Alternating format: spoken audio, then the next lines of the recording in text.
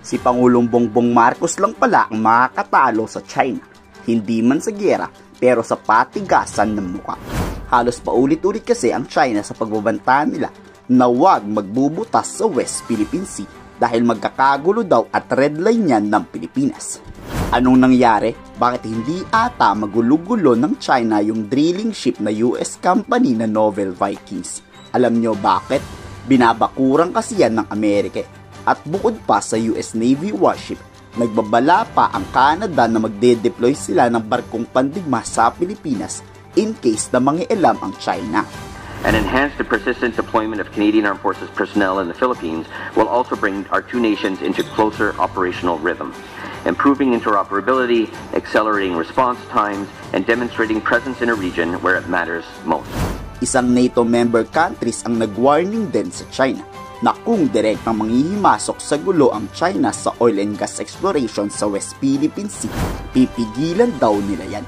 At hindi lang sa West Philippine Sea nag-offer ang NATO kundi sa disaster response din ng ating bansa.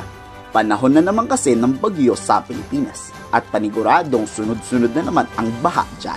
A VFA would enable more frequent and complex joint exercises, enhance readiness and mutual understanding, and facilitate coordinated responses to maritime incidents, natural disasters, or emerging threats. Tama lang daw ang ginagawa ni PBBM. Hindi nagpapatakot sa mga pagbabantang gera ng China. Tingin nyo resulta. Kasalukuyan na tayong nagbubutas at naghuhukay ng sarili nating langis. Dekada nga o halos mahigit 10 taon bago na sa katuparan ang pagbubutas na yan.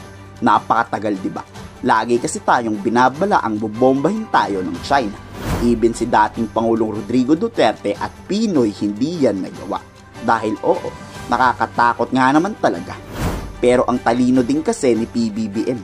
Hindi natin kaya sa giyera ang China, kaya nag-imbita si PBBM ng mga bansang handang promotekta sa Pilipinas. At ngayon, naging matagumpay nga iyan.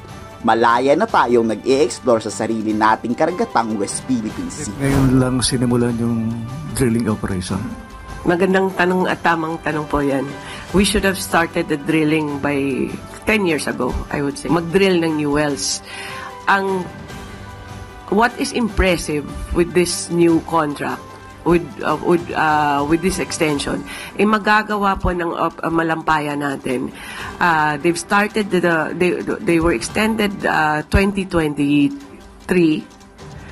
Nag-drill sila today, and they will discover this year. They will find out if there is gas there, and if there is gas, pwede na silang magbato ng gas sa power system natin. So 23 hanggang 2026, 3 years lang under the leadership of the President, because minadali. Kasi kailangan yan, kasi may Coast Guard ka na nagproprotect yan. Well coordinated kasi ang gobyerno natin ngayon. So kaya mas mabilis, at this is the first time that it's an all-Filipino consortium. So kaya I think for the love of the Philippines, kaya mas mabilis sila. Kayo, anong masasabi nyo sa napakalaking tagumpay hindi ni PBBM kundi ng mga Pilipino? Komento sa baba ang salobin.